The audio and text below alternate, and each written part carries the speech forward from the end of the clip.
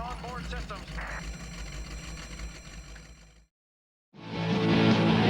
With the Amazing Adventures of Spider-Man, we really wanted to create a whole new kind of immersive experience, to really push the envelope of what had been done up to this date in front of a 3D projection before. With Doc Ock on the loose, this could be the most dangerous night of my life, and yours. In the Adventures of Spider-Man, we literally get dropped into the pages of a comic book. Please spell my feet. Time to blow you off the street. You do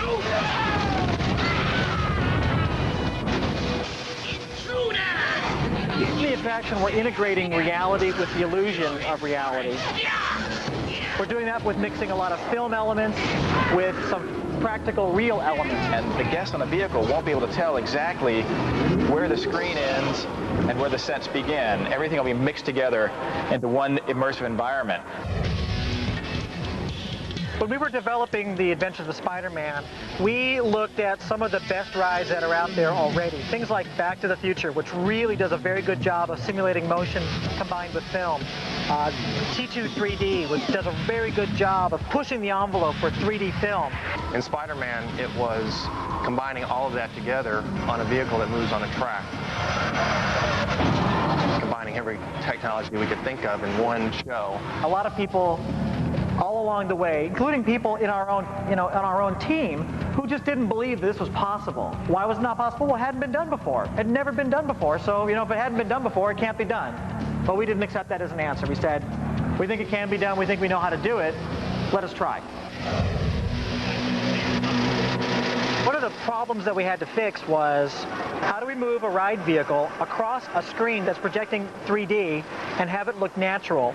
The whole idea of 3D has always been very restrictive. You're always told, oh, you got to sit in the middle seat, halfway back, because that's the only spot where the 3D really works. And that's true. There is a sweet spot. So what we had to do was we had to find a way to make 3D work from a moving point of view. To solve the problem of the distortion that you see as you move past the screen, we developed a process that we call squinching. And squinching basically is predicting what that distortion is going to be and counteracting it with additional distortion in the opposite direction. With my anti-gravity cannon, even Spider-Man won't be able to stop me. You mean stop us?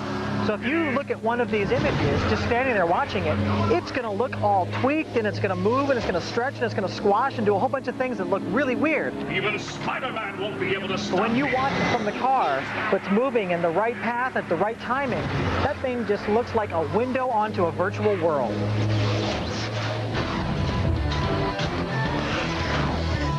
Out of the way, they're mine! We're dropping you in the middle of a comic book. And we're going to drop you in the middle of that comic book. We need you to feel that. We need you to get bounced around. We need you to feel like you're up in the air. This vehicle goes a long way towards making that kind of an idea a reality.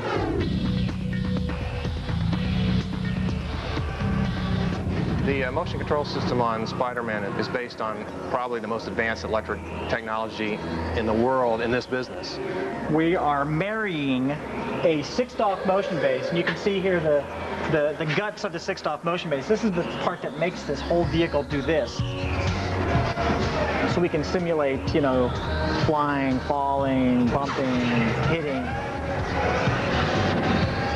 At the same time, we have a system that spins the entire structure around. You can just spin it around and around and around all day long if you wanted to. Very impressive to watch this thing go, especially close up, because it really moves.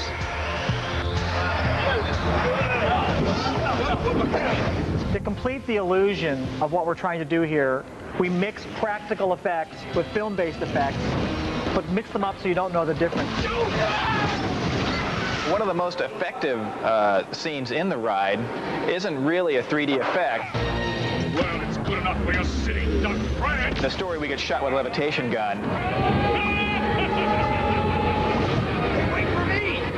You're not insured for this! Our vehicle ends up flying up in the air, and at the end of that, we're battling with the villains 40 stories above the streets of Manhattan. The way we really pull off this effect is a series of simple effects that are sort of built on top of each other. One of them has static scenery with some lighting cues, and we also have an actual physical building that has motion that drops away from us, makes us feel like we're rising. All this is synced with the movie projection screen. We add in motion base with the vehicle and add a couple of wind effects, some more lighting cues, and all of a sudden you really feel like you're flying in the air. The result of what we've done here is a kind of experience unlike one you've ever been able to have somewhere else before. I feel